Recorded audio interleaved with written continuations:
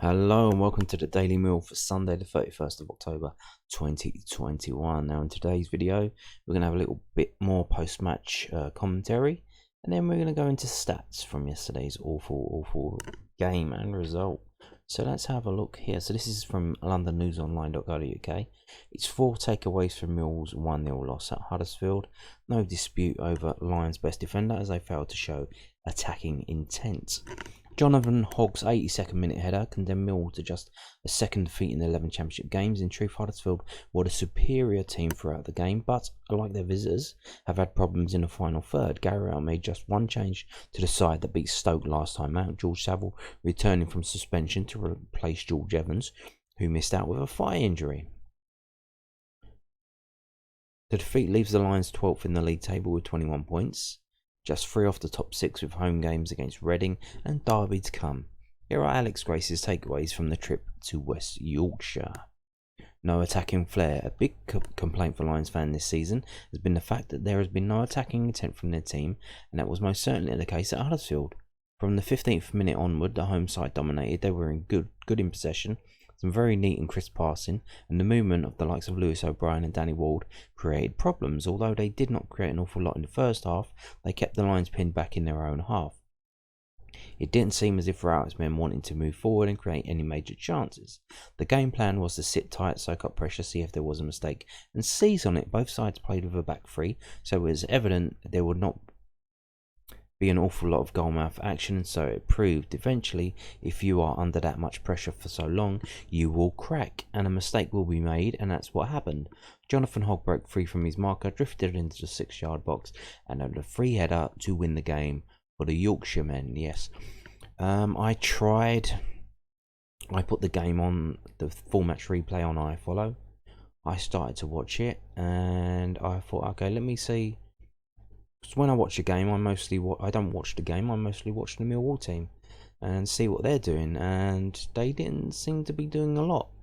I was watching a game where Huddersfield were just attacking and attacking and attacking and attacking, and Millwall were just defending and defending. I just had to switch it off, and what it brought to my mind here, like what Gary out complaining about defending. Well, we only need to be lucky once. You need to be lucky every time. They only need to one of their chances to go in. They have so many. We need to stop every chance they have. But they did it to us, and we didn't do it to them. And we'll get into that later on the stats, and you'll see. But you probably already realise how little we had going forward. And you'll see how little we had going forward later on. So Sean Hutchinson dominates and leads by example. The period earlier in the season ended the debate who is the most crucial part of this Millwall defence. Sean Hutchinson is Millwall's leader and defensive anchor. He dominated the proceedings.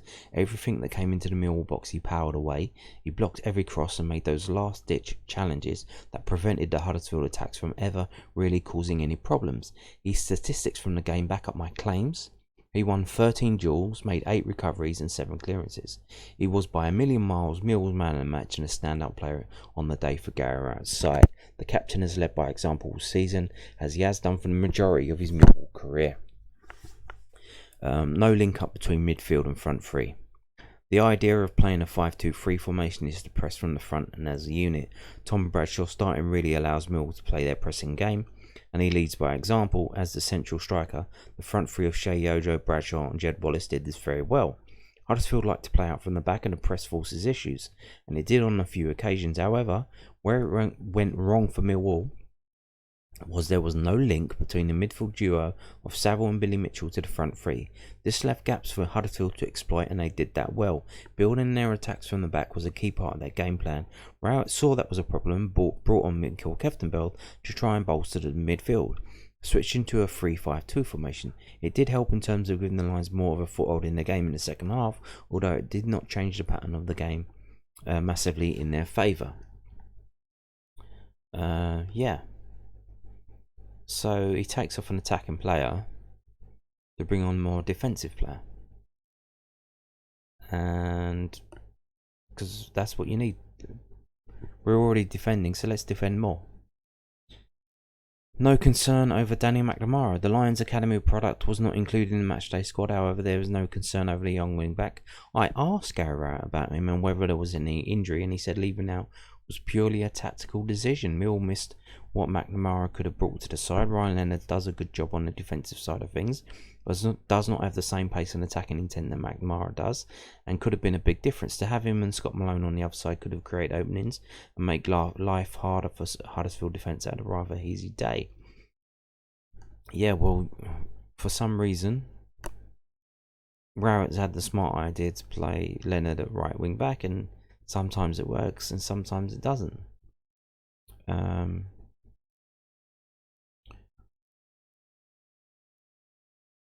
And talking about Scott Malone, I don't think Scott Malone had a decent game yesterday going forward, probably because he had to do a lot more defending as well. But if you're going to do that, Scott Malone, the benefit of Scott Malone is good going forward.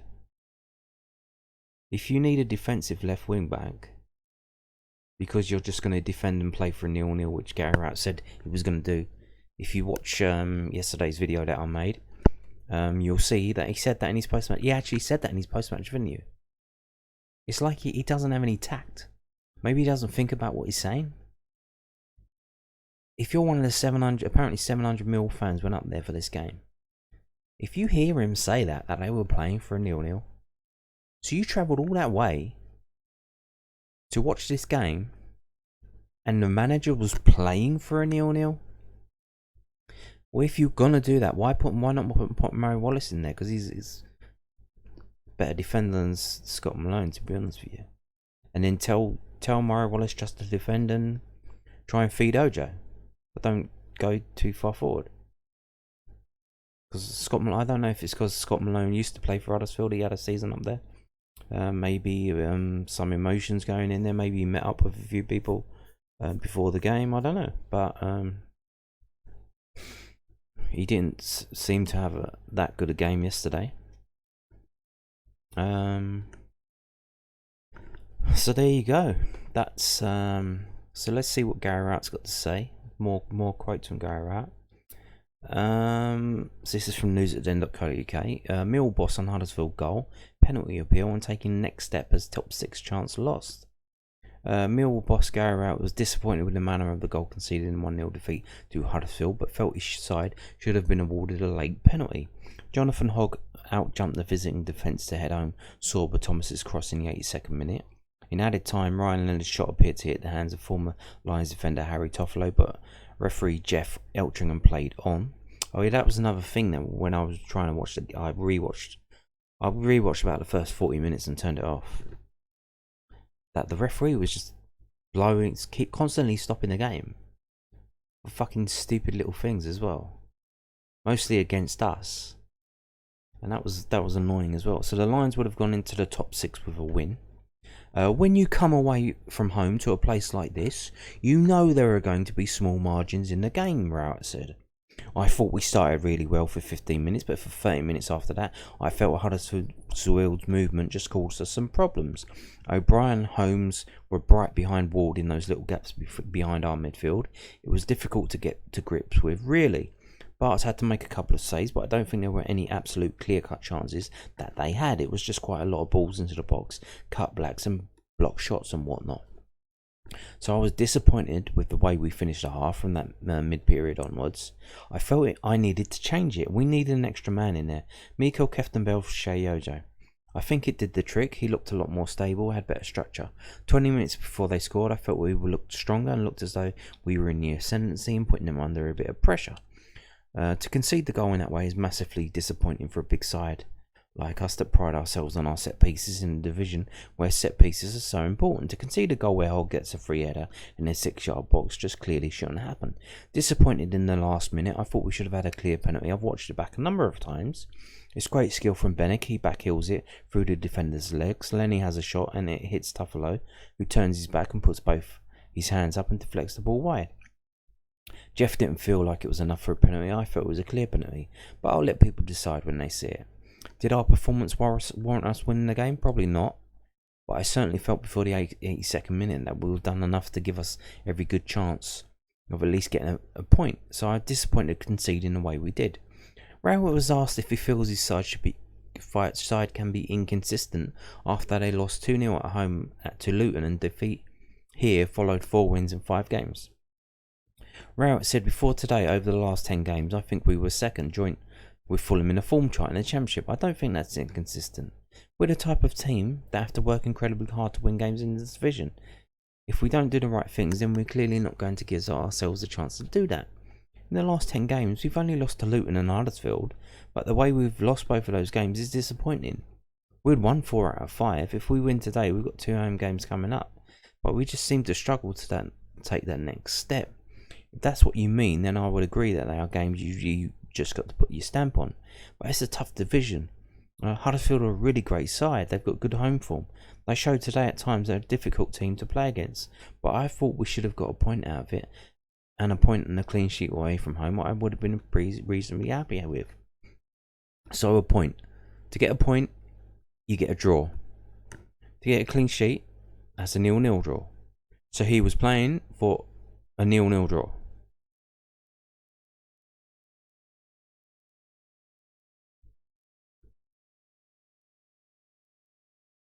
Playing for a 0-0 draw.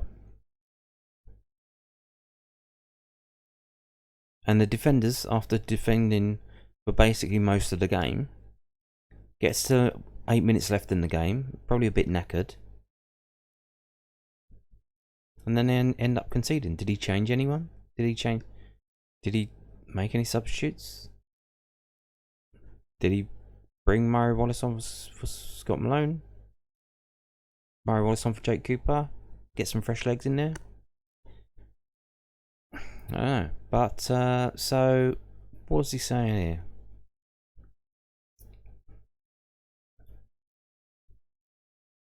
So 20 minutes before they scored, I felt we looked stronger and looked as though we were in the ascendancy. So, Mikael Keftenbell came on half time, right? So, let's have a look at this. Where's the ascendancy in the second half? Where is that? Millwall dark blue, by the way. This is from experimental361.com. We're into the stats now. If you're not interested, thanks for watching so far, and you can come back tomorrow for tomorrow's video. The rest of this video is going to be about stats, and you're going to see how clear-cut differences between a top 6 side and a not top 6 sides, because that's what you're looking at here. This is a team that's constantly attacking, light blue, Huddersfield, but Mill's excellent defending restricted their expected goals to 1.4. But each little bump up in that light blue line is a chance for Huddersfield. The higher the line goes up, the better the chance is. And you can see it was a constant stream of Huddersfield attacks. Now let's look at the dark blue line, Mill's chances on goal. One shot after 4 minutes, another one about 8 minutes, and then not a single shot on goal for the rest of the first half. Second half, when we were in the ascendancy, according to Gary Rowett, not a shot until about the 55th minute, one shot, and then for the rest of the half until about the injury time, so 92nd, that would have been Leonard's shot that went towards goal and hit Harry Toffolo's hand. The ascendancy, according to Gary Rowett, that big flat blue, dark blue line, that's the ascendancy that was created from bringing Keftenbeld on there to bring a more defensive player on for an attacking one right there. That's the ascendancy. Can you see it there? I can't see it. All I see is that Huddersfield literally were attacking and attacking and attacking and attacking. And I think the most they went without an expected goal, an opportunity of an expected goal, was from about the 63rd minute to the 72nd minute. So that's about 14 minutes. They had a period in the first half as well, at the start of the game, similar length in time. But they had regular, consistent and constant attacks on Millwall's goal. And we had 4 shots all game. And one of them was in injury time at the end of the game. Notice, so as soon as the goal got scored, literally straight away, Matt Smith comes on for Ballard. So that's a head scratcher. So was Gary Rowett going to bring Matt Smith on to try and nick a goal, or did he have him warming up because he thought, you know what, I like that we're drawing 0-0 right now, but Huddersfield keep attacking our goal. If they might score, but I don't want to be losing 1-0. I want to be drawing 1-1. So if they score, as soon as they do score, I'm going to bring Matt Smith on and try and get another goal and make it a draw again. Because I'm Gary Rowett and I like to draw. I like a 0-0 draw and I like a 1-1 draw. But I don't like losing 1-0. So as soon as they scored, he brings Matt Smith on. Was that a planned move? Or was he literally having them just run up and down on the line warming up? Because Huddersfield were attacking after attacking and attacking and attacking. And he thought, well, if they score, I'll bring Matt Smith on. But I'm not going to bring him on if they don't score, because I like playing. I like being 0-0. I love a 0-0 draw, and I don't want to attack too much because they might. I don't want to win. I want a 0-0 draw. I don't want to win.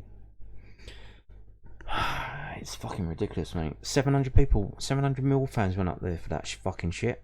Can you fucking believe that? Okay. This is from infogoal.net. More. You can see this is even worse. XG Millwall.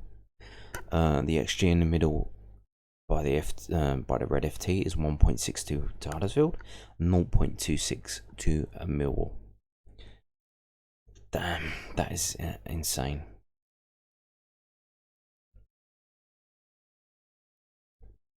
Not only that, but here we go again.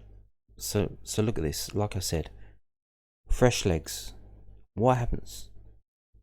Huddersfield make changes on 74 and 78. They bring on 3 players. And 4 minutes later they score. No fucking shit. Gary Rowett takes off an attacking player for a defensive midfielder at half time. Then he brings off Bradshaw for Afobe.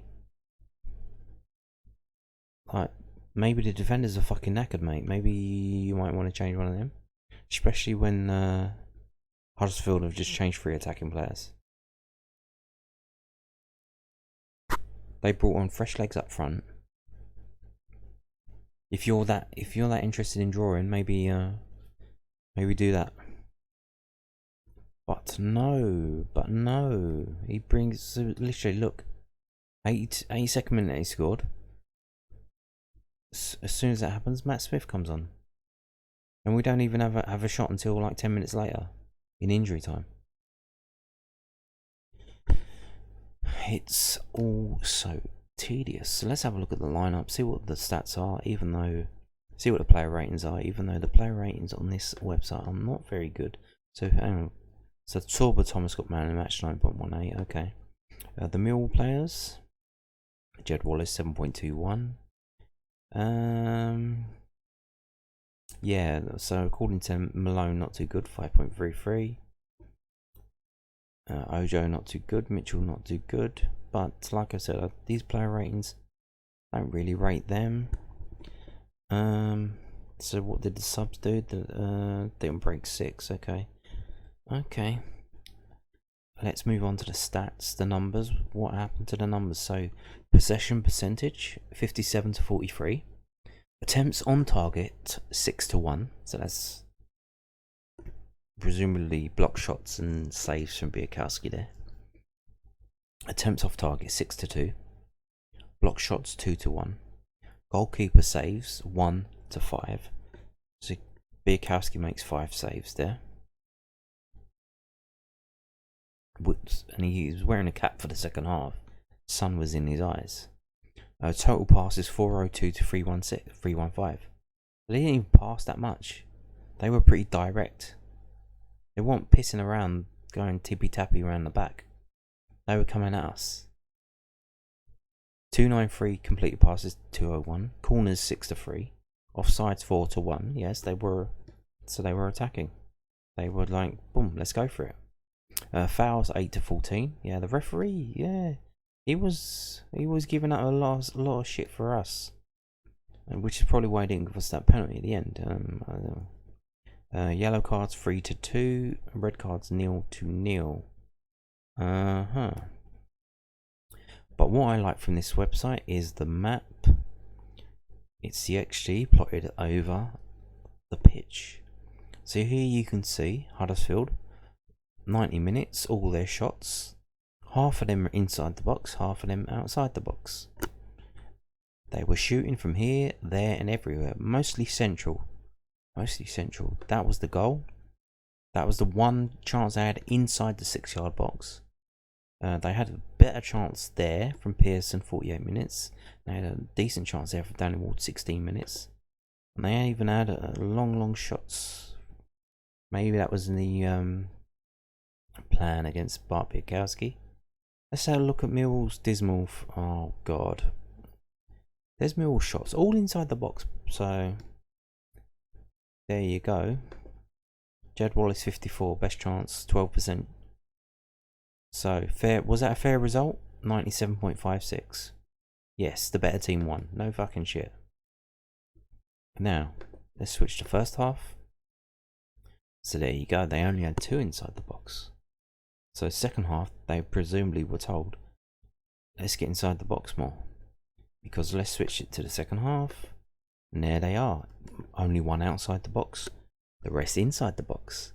Because they presumably were told, well, if Millwall are just going to fucking defend, get into the box. Get into the box and then shoot.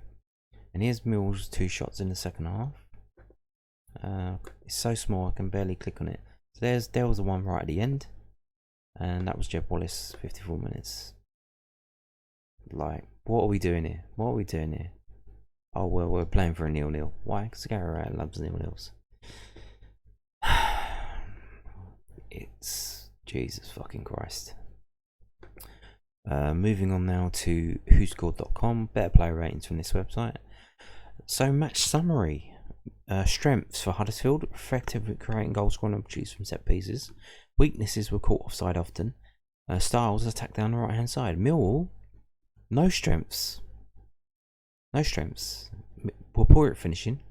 Attack down the right hand side, favoured long balls. There you can see attempts 14 to 4. 9 to 3. 5 to 1 set piece. You can see, so they had 14 shots, they only had one went in, so that's 7%. That's not that good. Because Millwall defended, they defended very well. But like I've already told you, they only needed to be lucky once. We needed to be lucky every time. Well, not lucky. They only need to score once. We need to stop them scoring every time. And you can't defend in a game for 60 minutes plus. This was the problem that was happening at the end under Harris. You can't just constantly defend. And if you're going to even try and do that, at the end, when the opposition bring on 3 players attacking fresh legs to go at you, even more than they already fucking did, put some fresh legs in defence, get Malone off and put fucking Murray Wallace on. Do something. Fucking hell. So there you can see we're going down the right hand side. Show you this, the player position. You can see this is the average position for the Millwall players basically, and you can see the average position for Scott Malone was in his own half. So the benefits of Scott Malone is that he's an attacking player, but he had to defend. So put Murray Wallace on there.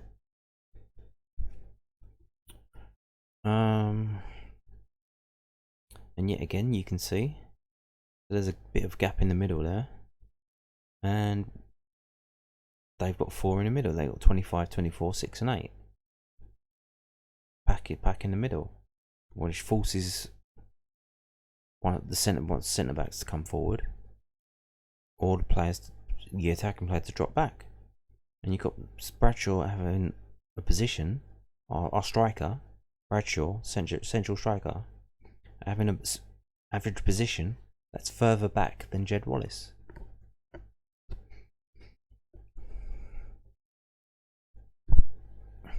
Moving on now to, so let's have a look. So the player ratings aren't that bad. Low 6s, mid 6s.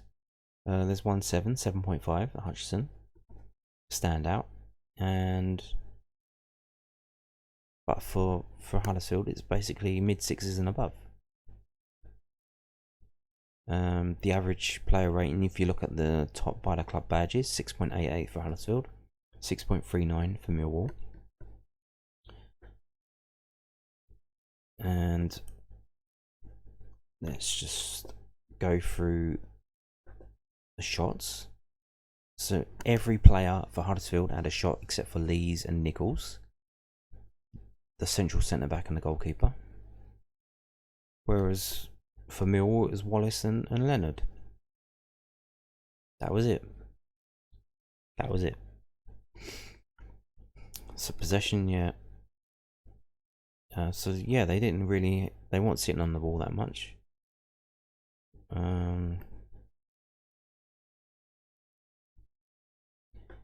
Pass success percentage. Hutchinson's 56, Malone 46. Yeah, Malone, not very good. He wasn't very good yesterday, Malone. Ojo 100%, but I imagine that's very low numbers because he got taken off at half time. Billy Mitchell 86. Okay, so dribbles 5-4. Yeah, they weren't dribbling much. It was basically just passing it wise. So aerials 1, 37-23. This is the whole team. The whole team for Huddersfield aerials. For Millwall, Cooper, Mitchell, Ojo, Wallace, none. Hutchinson with 8, Bradshaw with 4, Saville 6. Interesting. Okay. Tackles made though, 9 for them, 13 for us. Because we had to, because we were defending for our lives. Constant stream of defence.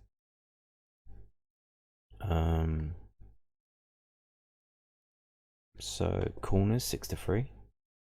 Dispossessed 5-3. There you have it. So let's move on now to the clearer, more readable stats. Sean Hutchinson, nearly one whole point better than the next best player, which was Bart, who was very busy yesterday. 7.51 to 6.76, and like I said, is Jed Wallace 6.69, and then the rest of them mid 6s and below.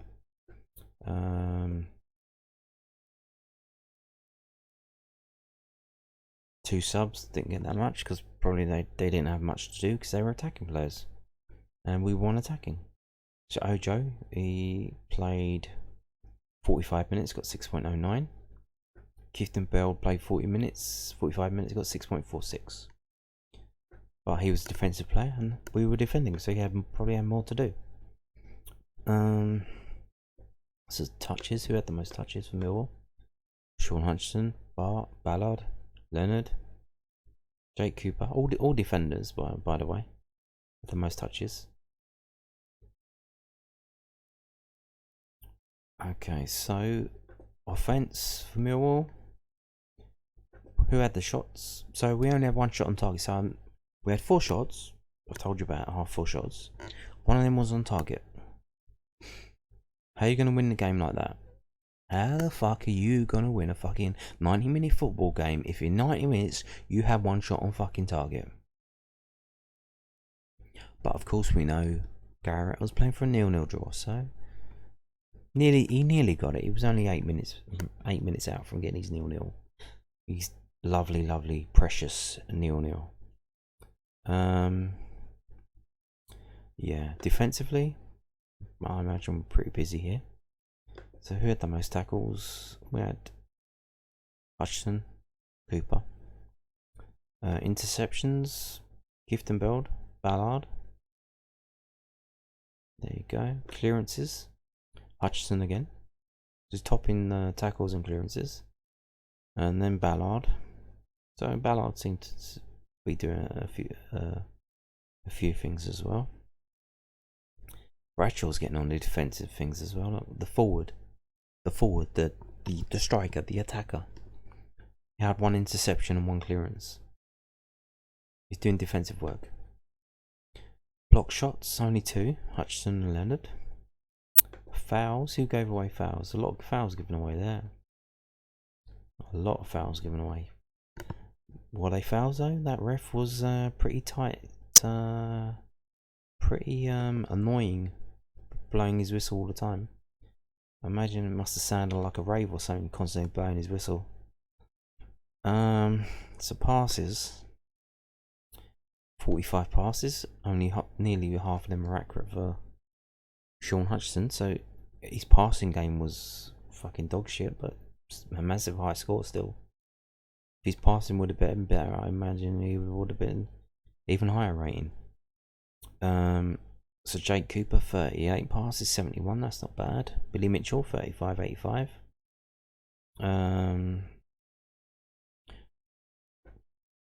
So yeah, the attacking players, look. So Ojo in 45 minutes, 2 passes. Even Jed Wallace, 16, 68.8. But he had 90 minutes. So 90 minutes of football, Jed Wallace passes the ball 16 times. 16 times. Fucking hell, man. What the fuck is this? Fucking shitball. Crosses. Were there any? Oh, Jed Wallace, 7-2. Well, that includes the 3 corners or whatever it was, 4 corners. 7-2. So 7 crosses, 2 accurate. Tom Bradshaw, 2-0. 1-0. So Ryan Leonard, 1-1. So 3 crosses all game, 90 minutes. 4 shots, 3 crosses. Or 3 accurate crosses. One accurate shot, 3 accurate crosses. Long ball. Lots of long balls. Not very good because no one was really up front. Everyone was defending. There's Scott Malone with his no long balls, accurate long balls. So if he's not doing anything attacking wise, bring on Scott Malone. Bring on Murray Wallace, is a better defender than him. I don't understand. Yeah, there you go. I think I'm gonna end it there. That video's done. That was fucking shit. We didn't try and win the game, and we ended up losing, which no fucking shit. Because you can't defend for 90 minutes, you can't defend for 60 minutes. And if you are gonna try and do that, maybe bring some fresh legs at the end of the game, instead of trying to bring on 2 attackers after you've conceded the goal. Yeah, so thank you for watching and goodbye.